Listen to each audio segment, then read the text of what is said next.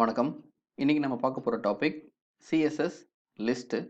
இந்த டுட்டோரியல் பார்க்கறதுக்கு முன்னாடி HTMLல பார்ட் 6 ஆன லிஸ்ட் டேக் ஒரு தடவை கிளான்ஸ் பண்ணிட்டு வந்துட்டீங்கன்னா இந்த டுட்டோரியல் உங்களுக்கு இன்னும் ரொம்ப ஈஸியா புரியுங்க.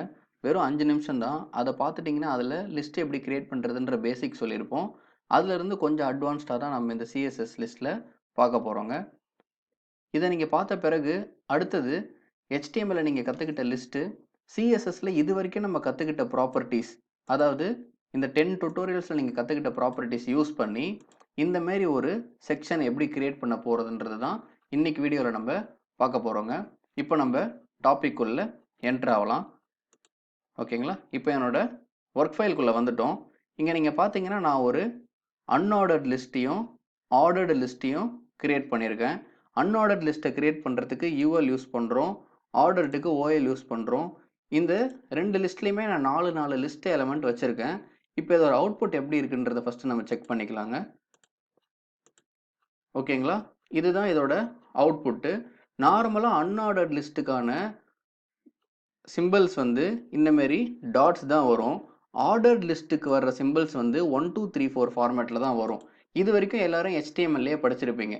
இப்போ CSSல நம்ம என்ன எக்ஸ்ட்ரா ப்ராப்பர்ட்டிஸ் படிக்க போகிறோம்னா இந்த சிம்பிள்ஸை எப்படி சேஞ்ச் பண்ணுறதுன்றது தான் இந்த CSS லிஸ்ட் கிளாஸில் நம்ம பார்க்க போகிறோங்க. CSS லிஸ்ட்டில் 2 ப்ராப்பர்ட்டிஸ் இருக்குது. ஒன்று வந்து லிஸ்ட் ஸ்டைல் டைப், இன்னொன்று வந்து லிஸ்ட் ஸ்டைல் இமேஜ். இப்போ நான் ஆல்ரெடி சொல்லியிருந்தேன், அன்ஆர்டர்ட் லிஸ்ட்டுக்கு டைப் வந்து டாட்டாக ஃபுல்லாக பிளாக் தான் ஃபில் ஆகிருக்கும். இப்போ இதோட ஸ்டைலை நீங்கள் கொஞ்சம் வேறு மாதிரி மாற்றணுன்னா நம்ம இந்த லிஸ்ட் ஸ்டைல் டைப்பை தான் யூஸ் பண்ணுவோம். அதுக்கு 2 வேல்யூஸ் இருக்குது, சர்க்கிள் அண்ட் ஸ்கொயர்ன்ட்டு. இப்போ இதை நான் நம்ம ஒர்க் ஃபைலில் உங்களுக்கு இம்ப்ளிமெண்ட் பண்ணி காட்டுறேங்க. ஓகேங்களா? இப்போ இதுதான் அந்த ஸ்டைல். நான் ஆல்ரெடி வந்து எக்ஸ்டர்னல் ஸ்டைல் ஷீட் யூஸ் பண்ணி கிரியேட் பண்ணி வச்சுருக்கேன். ஸோ நான் இங்கே அப்ளை பண்ணுறேன். ஓகேங்களா? லிஸ்ட் ஸ்டைல் டைப் சர்க்கிள்னு கொடுத்துருக்கேன். ஆல்ரெடி பாருங்கள், இங்கே ஃபுல்லாக இந்த டாட் ஃபில் ஆகிருக்குங்களா? இப்போ எப்படி மாறுதுன்னு பாருங்கள். கிளியரா? ஃபுல்லாக சர்க்கிள் வந்து பிளாக்காக ஃபில் ஆயிருந்தது. இப்போ வந்து ஃபுல் சர்க்கிளாக உங்களுக்கு ஃபார்ம் ஆயிருக்கு. இதுலேயே அடுத்த வேல்யூ பார்த்தீங்கன்னா ஸ்கொயரு. இப்போ நீங்கள் ஸ்கொயர்னு கொடுக்கும்போது அது எப்படி சேஞ்ச் ஆகுதுன்னு பாருங்கள்.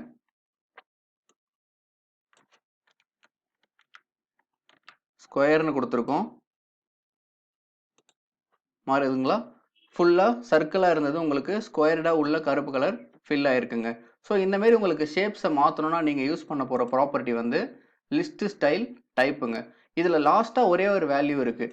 சில பேருக்கு வந்து எனக்கு இந்தமாரி சிம்பிள்ஸே வேணாங்க, ஒரே சீக்வன்ஸாக இருக்கட்டும், பட் ஆனால் எந்த ஒரு சிம்பிள்ஸும் வேணாம் அப்படின்னு நீங்கள் நினச்சிங்கன்னா அதுக்கு நீங்கள் யூஸ் பண்ண போகிற வேல்யூ நன். நீங்கள் நன்னுன்ற வேல்யூ யூஸ் பண்ணிங்கன்னா உங்களுக்கு அங்கே எந்த ஒரு சிம்பிளுமே வராதுங்க. கிளியரா?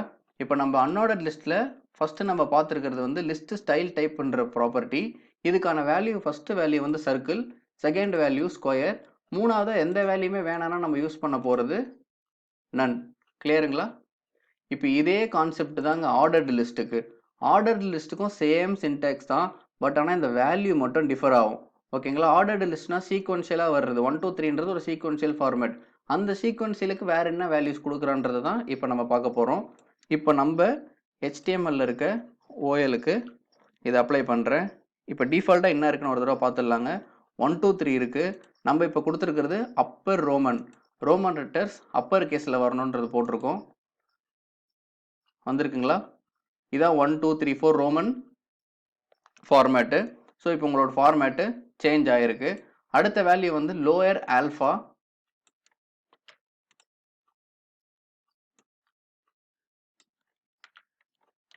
லோயர் ஆல்ஃபான்றது நான் அப்ளை பண்ணியிருக்கேன்.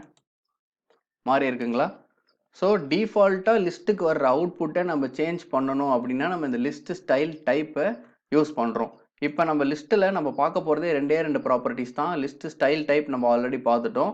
அடுத்ததாக இருக்கிறது லிஸ்ட் ஸ்டைல் இமேஜ். இப்போ நிறைய பேருக்கு டவுட் இருக்கும், எனக்கு இந்த மாதிரி இந்த ABCDயோ 1 2 3 இதெல்லாம் தேவையில்லை, நானாக கஸ்டமைஸ்டாக ஒரு இமேஜ் எடுத்துகிட்டு வந்து அங்கே செட் பண்ணணும் அப்படின்னு நீங்கள் நினச்சிங்கன்னா தாராளமாக பண்ணலாங்க. அதுக்கு தான் இந்த லிஸ்ட் ஸ்டைல் இமேஜ்ன்ற ப்ராப்பர்ட்டி யூஸ் ஆகுது. அதுக்கு முன்னாடி உங்களோட ஒர்க் ஃபைலில் நீங்கள் ஒரு இமேஜ் எடுத்துகிட்டு வந்து வச்சுக்கணும். நான் இப்போ இமேஜஸ்ன்ற ஃபோல்டரில் டிக்குன்னு ஒரு JPG ஃபார்மேட் இமேஜ் எடுத்துகிட்டு வந்து வச்சுருக்கேன். இப்போ இந்த இமேஜ் தான் என்னோட லிஸ்ட்டுக்கு நான் அப்ளை பண்ண போகிறேன். இப்போ எப்படி பண்ணுறேன்றதை பாருங்கள். ஃபஸ்ட்டு ப்ராப்பர்ட்டியை நம்ம அப்ளை பண்ணணும். இந்த ப்ராப்பர்ட்டியோட சின்டாக்ஸை மறக்காமல் ஞாபகம் வச்சுக்கோங்க. ப்ராப்பர்ட்டியை நம்ம பேஸ்ட் பண்ணிட்டோம். இங்கே பார்த்தீங்கன்னா யூஆர்எல்குள்ளே சிங்கிள் கோட்ஸ் தான் இருக்குது. நிறைய பேர் இங்கே டபுள் கோட்ஸ் போடுறீங்க. அதை நீங்கள் இங்கே அவாய்ட் பண்ணணும். சிங்கிள் நம்ம போட்டுட்டோம். இப்போ நம்ம இமேஜோட பாத்தை நம்ம இங்கே கொடுக்கணும். என்னோட இமேஜ் எங்கே இருக்குங்க? இமேஜஸ்ன்ற ஃபோல்டரில் இருக்குது. Images slash image name dot extension. என்னோட இமேஜ் நேம் டிக் டாட் ஜேபிஜி. ஓகேங்களா? இது வரைக்கும் நம்ம கிளியராக கொடுத்துட்றோம். இப்போ என்ன ஆக போகுதுன்னா, இந்த சிஎஸ்எஸ் கால் ஆகணும்னா அது வெளியே 2 ஃபோல்டர் தாண்டி தான் இந்த இமேஜை வந்து கால் பண்ணணும். ஏன்னா நம்ம சிஎஸ்எஸ் இங்கே இருக்குது. ஸோ ஃபஸ்ட்டு ஃபோல்டர் தாண்டணும், செகண்ட் ஃபோல்டர் தாண்டணும். ஸோ 2 ஃபோல்டர் ஜம்ப் ஆகிறதுக்கு நம்ம 2 டாட்டை கால் பண்ணணும். ஸோ டாட் ஸ்லாஷ்ன்றதை நம்ம ஃபிக்ஸ் பண்ணிட்டோம். இப்போ வந்து லிஸ்ட் ஸ்டைல் இமேஜ்ன்ற ப்ராப்பர்ட்டி அப்ளை பண்ணியிருக்கோம். அதுக்கோட வேல்யூ வந்து என்னோட இமேஜஸ் ஃபோல்டரில் இருக்க டிக்குன்ற இமேஜ் கால் ஆகணும். இப்போ அவுட்புட்டை நம்ம செக் பண்ண போகிறோம். வந்திருக்குங்களாங்க? ஸோ இந்த மாதிரி தான் நீங்கள் கஸ்டமைஸ்டாக நீங்கள் உங்களோட லிஸ்ட்டுக்கு இமேஜஸையும் கொண்டு வரலாம். இதை நீங்கள் யூஎலுக்கு தான் அப்ளை பண்ணணுமான்லாம் கேட்காதீங்க. இதை நீங்கள் உங்களோட ஓஎலுக்கு அப்ளை பண்ணாலும் இது தாராளமாக ஒர்க் ஆகுங்க. செக் பண்ணலாமா? கிளியரா? ஸோ இந்த இமேஜ்னு இல்லை, நீங்கள் எந்த ஒரு குட்டியான இமேஜ் எடுத்து கூட உங்களோட லிஸ்ட்டுக்கு நீங்கள் இமேஜஸை கொண்டு வரலாம். ஸோ இப்போ நம்ம ஆல்ரெடி நான் சொன்ன மாதிரி ஃபஸ்ட்டு நான் உங்களுக்கு சொல்லிக் கொடுத்த போகிற டாபிக் வந்து சிஎஸ்எஸ் லிஸ்ட்டில் இருக்கிற 2 ப்ராப்பர்ட்டிஸு, டைப்பையும் இமேஜையும் உங்களுக்கு கிளாரிட்டியாக எக்ஸ்பிளைன் பண்ணிட்டேன். இப்போ நம்ம என்ன பண்ண போகிறோம்னா, ஹெச்டிஎம்எல்ல நம்ம படிச்சிருக்க லிஸ்ட்டு, சிஎஸ்எஸ்ல நம்ம படிச்சிருக்க இந்த ப்ராப்பர்ட்டிஸ் ப்ளஸ் சிஎஸ்எஸ்ல இது வரைக்கும் நம்ம கவர் பண்ணி வந்த ப்ராப்பர்ட்டிஸ் மட்டும் யூஸ் பண்ணி எப்படி இந்த மாதிரி ஒரு செக்ஷனை கிரியேட் பண்ணுறதுன்றத பார்க்க போகிறோம். அதை கிரியேட் பண்ணுறதுக்கு இப்போ நமக்கு தேவையான ஹெச்டிஎம்எல் சைடை நம்ம கிரியேட் பண்ணிட்டோம். இதோட அவுட்புட் நம்ம செக் பண்ணிக்கலாம். ஓகேங்களா? அவுட்புட் நமக்கு வந்துடுச்சு. இப்போ நமக்கு எக்ஸாக்டாக வரப்போகிற அவுட்புட்டையும் இதையும் ஃபஸ்ட்டு நீங்கள் கம்பேர் பண்ணிங்கன்னா, இங்கே இந்த டாட்ஸ்லாம் நமக்கு இருக்குது. பட் ஆனால் நமக்கு டாட்ஸ் இங்கே தேவைப்படலை. இந்த ப்ராப்பர்ட்டி தான் நம்ம இதுக்கு முன்னாடி கொஞ்ச நேரத்துக்கு முன்னாடி படிச்சிருந்தோம். ஸோ நமக்கு அது தேவையில்லை அப்படின்னா நம்ம என்ன பண்ணணும்? யூஎலுக்கு லிஸ்ட் ஸ்டைல் டைப் வந்து ஓகேங்களா, டைப் இங்கே செலக்ட் பண்ணும் போதே உங்களுக்கு வந்துடும். லிஸ்ட் ஸ்டைல் டைப் நன்னு நம்ம அப்ளை பண்ண போகிறோம். இதை நீங்கள் அப்ளை பண்ணிவிட்டு செக் பண்ணிங்கன்னா உங்களோட அவுட்புட்டில் அந்த டாட்டு ரிமூவ் ஆகிடுங்க. அடுத்ததான் இங்கே என்ன பண்ணியிருக்காங்க அப்படின்னா, அந்த யூஎலுக்கே ஒரு பேக்ரவுண்ட் கலர் அப்ளை பண்ணியிருக்காங்க. இதே கலரை நம்மளும் அப்ளை பண்ண போகிறோம். சில நேரத்தில் உங்களுக்கு வந்து கலர் பிக்கர் ஒர்க் ஆகலை அப்படின்ற பட்சத்தில் உங்களுக்கு ஒரு வெப்சைட்லேருந்து ஒரு கலர் எடுக்கணும்னு நீங்கள் நினச்சிங்கன்னா, ரைட் கிளிக் பண்ணிங்கன்னா இன்ஸ்பெக்ட் அப்படின்ற ஒரு எலமெண்ட் வருங்க. இல்லைன்னா நீங்கள் மவுஸில் நீங்கள் கீபோர்டில் Ctrl+Shift+I கொடுத்தீங்கனாலே இது ஒர்க் ஆகும். நீங்கள் ரைட் கிளிக் பண்ணி இன்ஸ்பெக்ட் கொடுத்தீங்கன்னா உங்களுக்கு இந்த மாதிரி ஒரு பாப்அப் வந்து ஓப்பன் ஆகும். இதான் அங்கே செலக்ட் ஆப்ஷன். இதை செலக்ட் பண்ணிவிட்டு எந்த இடத்துல உங்களுக்கு செலக்ட் பண்ணணும்னு நீங்கள் நினைக்கிறீங்களோ அதை நீங்கள் இங்கே செலக்ட் பண்ணிக்கிட்டீங்கன்னா அதோட கோடிங் ரெஃபரன்ஸ்லாம் உங்களுக்கு இங்கேவே கிடைக்கும். இப்போதைக்கு நீங்கள் கோடிங் பற்றி கவலைப்படாதீங்க. நான் இதை வந்து உங்களுக்கு கலர் செலக்ட் பண்ணுறதுக்காக தான் சொல்லித்தரேன். இதெல்லாம் நான் அட்வான்ஸ்டாக நான் டுட்டோரியல் நடத்தும் போது உங்களுக்கு சொல்லித்தரேன். இப்போ இந்த கலர் தான் நம்ம யூஸ் பண்ண போகிறோம். இந்த கலரை நான் செலக்ட் பண்ணிக்கிட்டேன். இதை நான் இப்போ நம்மளோட டிசைனுக்கு இந்த கலரை அப்ளை பண்ண போகிறேன். ஓகேங்களா? பேக்ரவுண்ட் கலரை அப்ளை பண்ணிட்டோம். பேக்ரவுண்ட் கலர் அப்ளை பண்ண பிறகு நம்ம அவுட்புட் எப்படி சேஞ்ச் ஆகுதுன்னு பாருங்கள். ஓகேங்களா? இப்படி தான் டிஃபால்ட்டாக வரும். எப்படி இதில் மட்டும் கொஞ்சம் தான் வருது அப்படின்னு நீங்கள் நினச்சிங்கன்னா, இதுக்கு ஆல்ரெடி நம்ம ஒரு ப்ராப்பர்ட்டி ஸ்டார்டிங்லேயே படிச்சிருக்கோம். வித்துன்ற ப்ராப்பர்ட்டியில் நீங்கள் கரெக்டான வித்தை நீங்கள் மென்ஷன் பண்ணிங்கன்னா உங்களுக்கும் அதுக்கேற்ற மாதிரியே சைஸு டிக்ரீஸ் ஆகும். இப்போ டிஃபால்ட்டாக பார்த்தீங்கன்னா உங்களுக்கு ஃபுல் ஸ்க்ரீன் வருது. இப்போ நான் இதை கொஞ்சம் டிக்ரீஸ் பண்ணியிருக்கேன். அடுத்ததான் நீங்கள் இதில் அப்சர்வ் பண்ண வேண்டியது பார்த்தீங்கன்னா 4 சைடுமே உள்ள கேப் வந்து ஈக்குவலாக இருக்குது. நம்மளதில் பார்த்தீங்கன்னா கேப்பே இல்லாமல் பக்காவாக குட்டி குட்டியாக ஃபிக்ஸ் ஆகிருக்கு. நம்மளுக்கும் இதேமாரி கேப் வேணும் அப்படின்னா நம்ம என்ன பண்ணணும்? நீங்கள் ஆல்ரெடி படித்த ப்ராப்பர்ட்டி இன்டர்னல் ஸ்பேசிங் பேடிங்ன்ற ப்ராப்பர்ட்டியை நீங்கள் அப்ளை பண்ணணும். இப்போ நம்மளும் அப்ளை பண்ணியிருக்கோம். செக் பண்ணலாம் எப்படி சேஞ்ச் ஆகிருக்குன்னு. மாறி இருக்குங்களா? ஸோ நம்ம பேடிங்கை இன்னமும் கொஞ்சம் அதிகமாக கொடுக்கலாம்.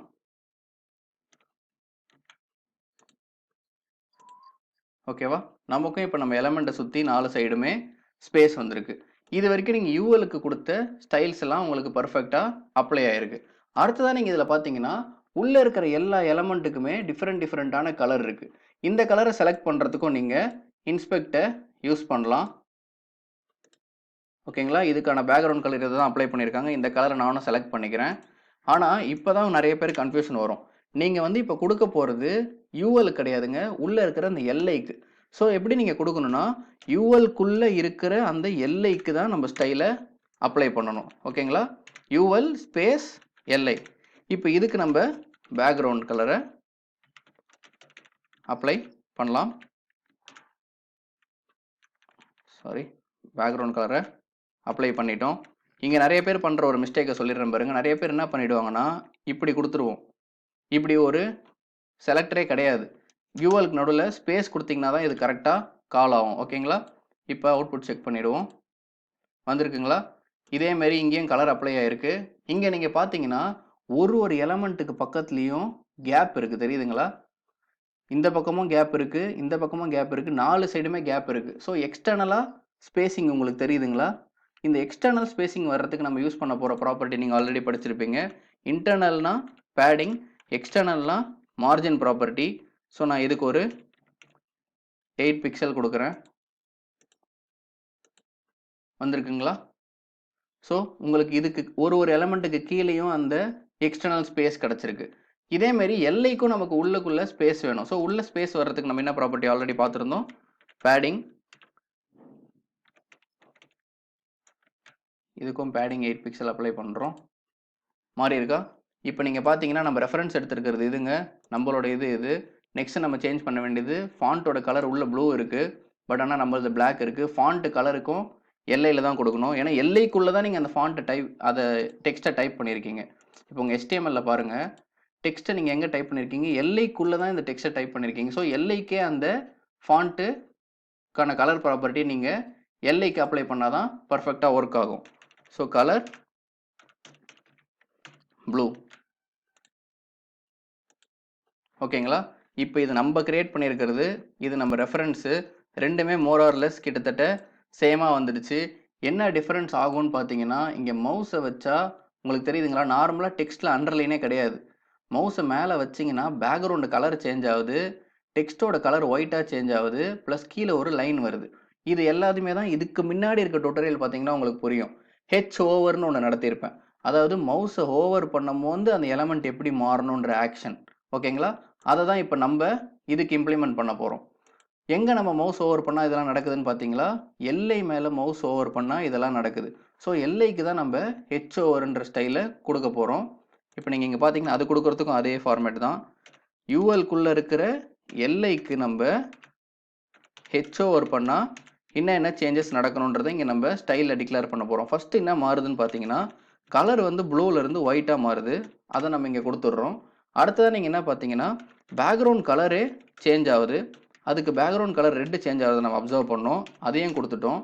மூணாவதாக நீங்கள் நோட் பண்ணிங்கன்னா, டெக்ஸ்ட் மேலே ஓவர் பண்ணும்போது இங்கே பார்த்தீங்கன்னா ஒரு லைன் வருது. இதெல்லாம் நீங்கள் டெக்ஸ்ட் ப்ராப்பர்ட்டிஸ்லேயே படிச்சிருப்பீங்க. டெக்ஸ்ட்டு டெக்கரேஷன் அண்டர்லைன், இந்த 3 ஆக்ஷன் தாங்க நடக்குது. இந்த 3த்தையும் நான் இப்போ டிக்ளேர் பண்ணிட்டேன். இப்போ நம்மளோட அவுட்புட் இப்போ பாருங்கள், எந்த ஒரு ஆக்ஷனும் நடக்கலை. இப்போ ரெஃப்ரெஷ் பண்ணுறேன், மாறுதுங்களா? ஸோ நம்ம என்ன ரெஃபரன்ஸ் எடுத்தோமோ அதை சேமாக நம்மளும் கிரியேட் பண்ணியிருக்கோங்க. நான் இங்கே உங்களுக்கு டிஃப்ரெண்ட்டாவோ அட்வான்ஸ்டாவோ எதுவுமே நடத்தலை. நீங்கள் HTML படிச்சிருக்க லிஸ்ட்டை நடத்தினேன், CSSல இருக்கிற லிஸ்ட்டு ஸ்டைலை பற்றி நடத்தினேன். நீங்கள் இது வரைக்கும் CSS டியூட்டோரியலில் படிச்சிருக்க ப்ராப்பர்ட்டிஸை யூஸ் பண்ணி மட்டும்தான் இந்த செக்ஷனை நான் கிரியேட் பண்ணியிருக்கேங்க. ஒரு வீடியோ பார்க்குறதுக்கு முன்னாடி இதோட கண்டினியூஷன் வீடியோஸ் கண்டிப்பாக முன்னாடி டியூட்டோரியல்ஸில் இருக்கும். ஸோ அதை பார்த்துட்டு இதை கண்டினியூ பண்ணிங்கன்னா உங்களுக்கு இன்னும் கிளாரிட்டியாக புரியுங்க. கண்டிப்பாக இந்த வீடியோ உங்களுக்கு புரிஞ்சிருக்கும்னு நினைக்கிறேன். மீண்டும் அடுத்த வீடியோவில் சந்திக்கலாம். நன்றி, வணக்கம்.